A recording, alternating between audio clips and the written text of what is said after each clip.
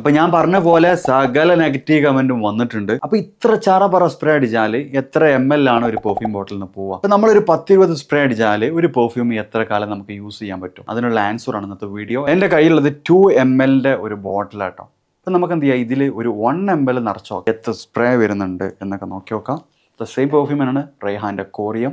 1 2 3 4 5 6 7 8 9 10 11 12 13 14 15 16 17 18 19 20 21 22 23 ഏകദേശം 23 സ്പ്രേസ് എടുത്തിട്ടുണ്ട്.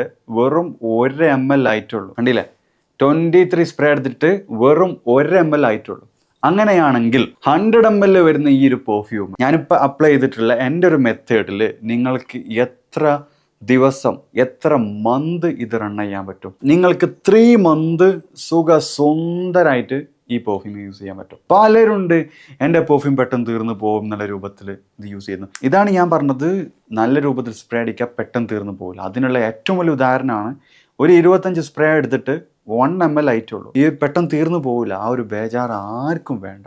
Spray well. മാത്രമല്ല ഇതൊക്കെ ഓരോ പെർഫ്യൂമിൻ്റെയും ആറ്റോമൈസറിനെ ഡിപ്പെൻഡ് ചെയ്തിട്ടായിരിക്കും. ചില ആറ്റോമൈസർ ലോ ക്വാണ്ടിറ്റി ആയിരിക്കും പുറത്ത് വരല്, ചിലത് ഓവർ ക്വാണ്ടിറ്റി വരും. അത് വേറെ വീഡിയോയിൽ ഞാൻ പറയുന്നുണ്ട്.